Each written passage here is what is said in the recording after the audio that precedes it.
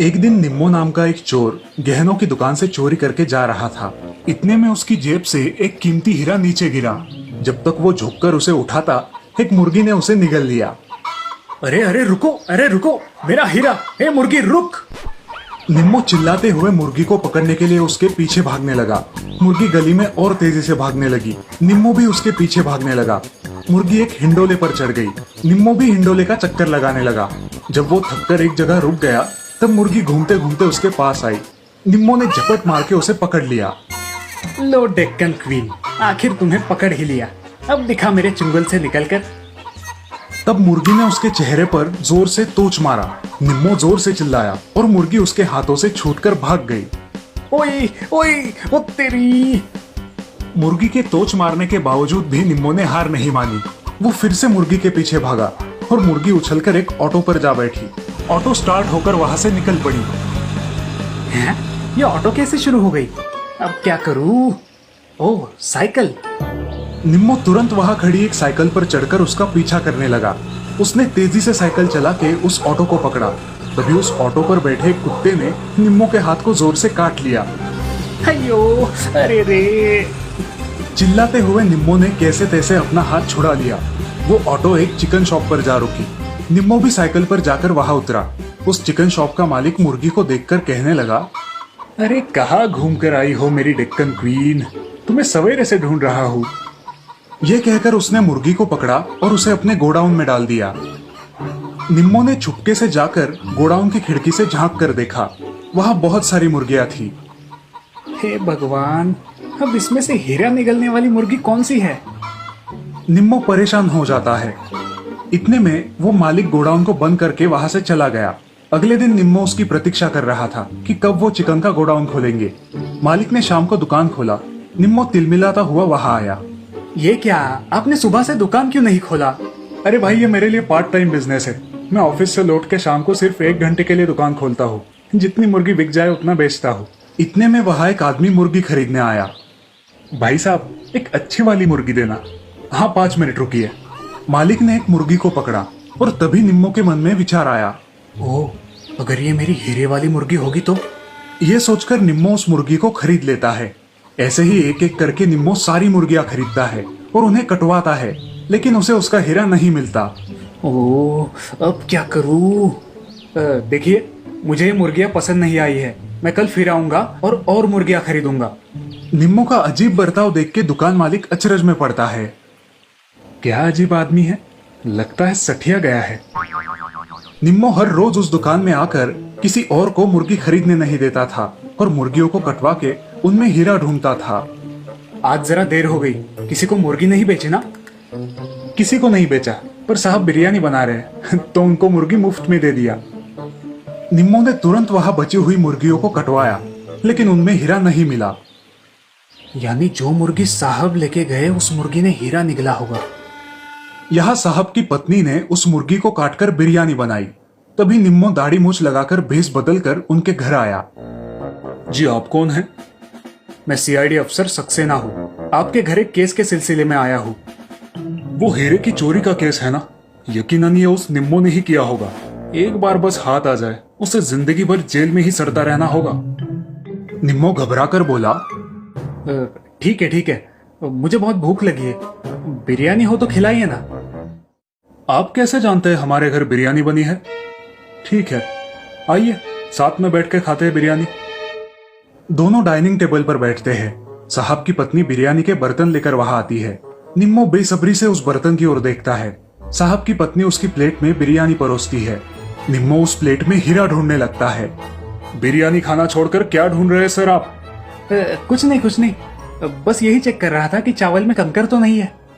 निम्मो साहब की प्लेट छीन के उसमें भी हीरा ढूंढने लगा। बाद में बर्तन को भी छीन लिया और उसमें भी हीरा ढूंढने लगा। तभी साहब की पत्नी बोली, अजी मैं बताना भूल गई, जब चिकन को काटा तो उसमें से ये चमकता हुआ पत्थर मिला। हीरे को देखते ही निम्मो खुश हुआ। अरे, ये तो हीरा है। निम्मो को साहब और उसकी पत्नी शक की निगाह से देखने लगे और साहब ने तुरंत उसकी नकली दाढ़ी खींच ली।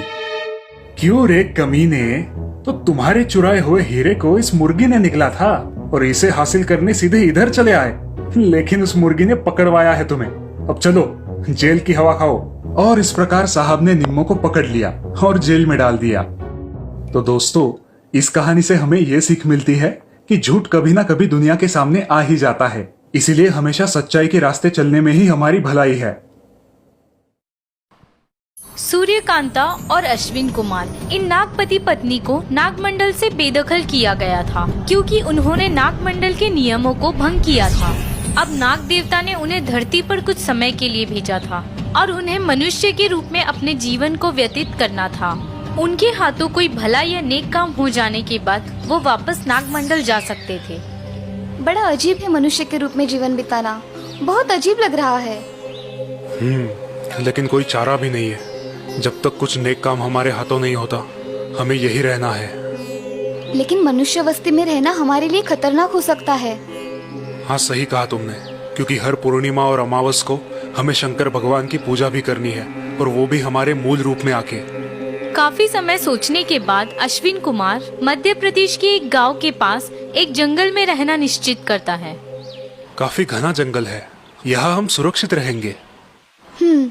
मैं यही एक मिट्टी का शिवलिंग बना देती हूँ। ऐसे ही दिन गुजरते गए। सूर्यकांता और अश्विन कुमार एक सामान्य जिंदगी जी रहे थे, मगर बिना भूले हर पूर्णिमा और अमावस्या को अपने मूल नाग के रूप में आके शिवलिंग की पूजा करते थे। एक दिन रात को उन्हें किसी छोटे बच्चे का रोना सुनाई दिया। सुनिए, क्या आपको किसी बच्चे का रोना सुनाई दे रहा है? चलिए देखते हैं। दोनों पति पत्नी झोपड़ी से बाहर आते हैं। थोड़ी दूर जंगल में चलने के बाद एक पेड़ के नीचे छोटे बच्चे को रोता देख चकित हो जाते हैं। अरे, ये बच्चा किसका है? पता नहीं, आसपास भी कोई दिखाई नहीं दे रहा। दोनों बच्चे के पास जाते हैं। सूर्यकांता उसे गोदी में उठा लेती है और पर्णकुटी के अंदर ले आती है। गोदी में आते ही बच्चा शांत हो जाता है और सो जाता है। कितना प्यारा बच्चा है ना, पता नहीं कौन ऐसे छोड़ गया है। कुछ देर बाद बच्चा फिर से रोने लगता है, इसीलिए सूर्यकांता उसके शरीर से लपेटा हुआ कपड़ा निकाल देती है और बच्चे को देख चिंतित हो जाती है। हे नाग देवता, ये क्या? क्या हुआ प्रिय? जरा देखिए तो, इस बच्चे के दोनों पैरों में व्यंग है। ओह, ये तो बड़े दुर्भाग्य की बात है। कोई बात नहीं, हम इस बच्चे की परवरिश करेंगे। हाँ, आज से हम इसे अशोका बुलाएंगे। सूर्यकांता और अश्विन कुमार अशोका को बड़े लाड़ प्यार से बड़ा करते हैं। सूर्यकांता रोज रात को किसी औषधि वनस्पति के तेल से उसके पैरों की मालिश करती है, जिसकी वजह से धीरे धीरे अशोका अच्छे से चलने फिरने लगता है। माँ देखिए, मैं एकदम ठीक हो गया हूँ। क्या अब मैं इस जंगल से बाहर जा सकता हूँ? अभी नहीं बेटा, पहले तुम थोड़े और बड़े हो जाओ। और इस प्रकार अशोका के माता पिता उसे जंगल के बाहर जाने से रोकते थे। अशोक अब 15 साल का हो गया था। एक दिन वो चुपचाप जंगल के बाहर गया और वहाँ की रहन सहन, लोग, उसी के हम उम्र बच्चे और खाना पीना इत्यादि देख के मोहित हो गया। ओह, ये तो एकदम अलग दुनिया है। कितनी प्यारी है, रंगीन है। बहुत चलने के बाद अशोका को अब भूख लगती है। वो एक घर के यहाँ जाता है और खाना मांगता है। क्या मुझे थोड़ा खाना मिल सकता है? बहुत भूख लगी है। घर की मालकिन बाहर आती है और उसे खाना देती है। कुछ देर बाद उस घर में रहने वाला लड़का कुमार पाठशाला से आता है और अशोका को देख खुश होता है। दोनों साथ मिलके खेलते हैं। कुमार, अब मैं चलता हूँ, बहुत देर हुई है। माँ पिताजी चिंता करेंगे। ठीक है, कल फिर आना। और तुम कहाँ रहते हो? जंगल में हमारा छोटा घर है। अशोका वहाँ से निकल जाता है और तभी कुमार के पिताजी जमुना दास, जो कि एक लालची व्यापारी है, वहाँ आते हैं। कौन था ये लड़का? गांव में नया है? शायद अशोका नाम है उसका, जंगल में रहता है। जंगल सुनते ही जमुना दास सोच में पड़ते हैं। जंगल? वहाँ तो हिंसक जानवर भरे पड़े हैं। ये लड़का वहाँ रहता है? कुछ तो गड़बड़ है। ऐसे ही कुछ दिन निकल जाते हैं। अशोका फिर एक बार माता पिता से छुपके गांव में आता है और कुमार के साथ खेल में दंग हो जाता है। अशोका, बहुत देर हो चुकी है, तुम्हें घर जाना चाहिए। ओह, बहुत देर हो गई, मुझे निकलना चाहिए। अशोका को घर जाने में देरी होती है और उस दिन जमुना दास अशोका का पीछा करते हुए जंगल पहुंचता है। ओह, ये लड़का यहाँ रहता है। बड़ी अजीब बात है। कुछ देर यही रुकता हूँ।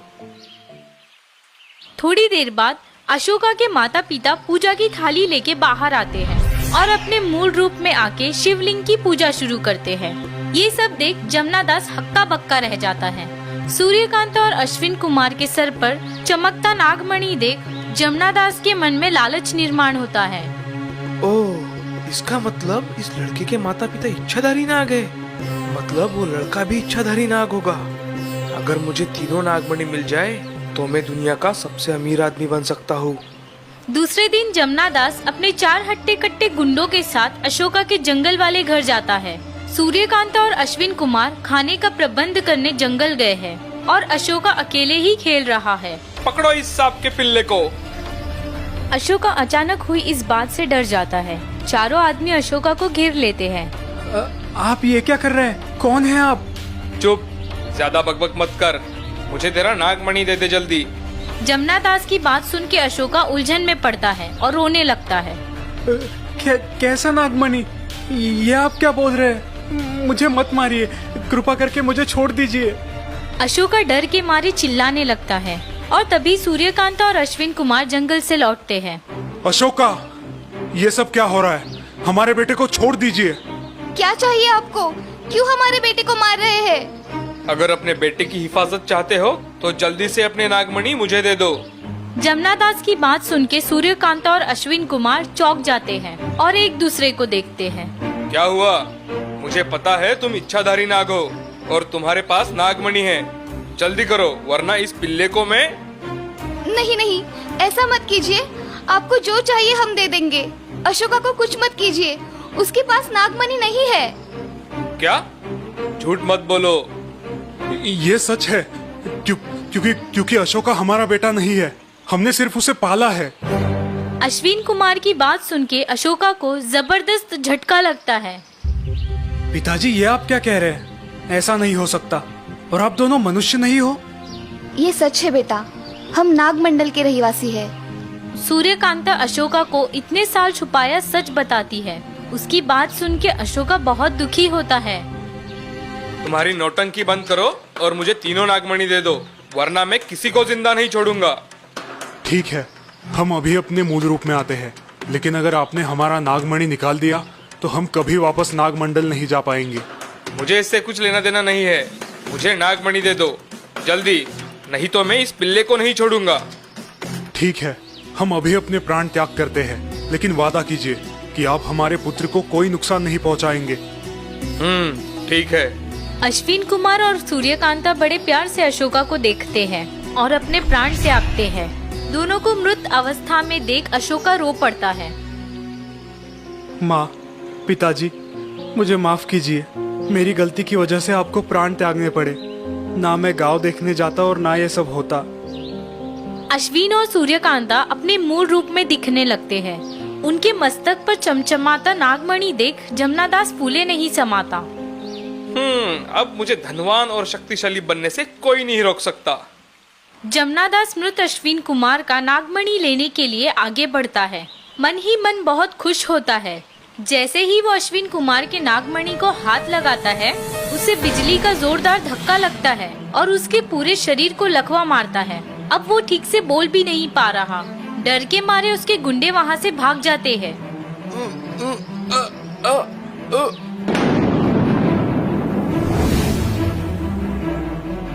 मूर्ख इंसान, तुझे क्या लगा नागमणि हासिल करना इतना आसान है? इन दोनों ने एक इंसान के बच्चे की जान बचाई, उसे प्यार से पाला, जिसे आप जैसे किसी अक्लमंद इंसान ने जंगल में मरने के लिए फेंक दिया था।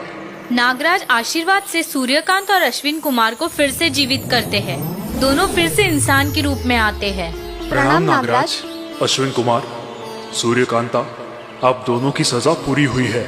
अभी आप नागलोक चल सकते हो।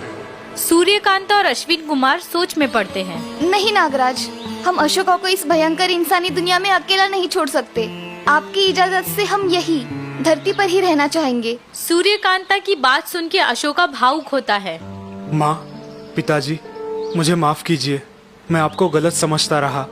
आप मुझे बाहरी इंसानी दुनिया से दूर क्यों रखते थे, ये बात अब मेरे समझ में आई है। आप मेरे लिए इतना बड़ा त्याग मत कीजिए। आप नागमंडल जाइए। नहीं अशोका, हम तुम्हें छोड़ के वहाँ खुश नहीं रहेंगे। हमारा सुख तुम्हारे साथ ही है। नागराज सूर्यकांत और अश्विन कुमार की बातें सुन के प्रभावित होते हैं और उन्हें आशीर्वाद दे के चले जाते हैं। जमनादास लंगड़ते लंगड़ते अपने घर चला जाता है और यहाँ अशोका अपने माता पिता के साथ खुशी खुशी जीवन व्यतीत करता है।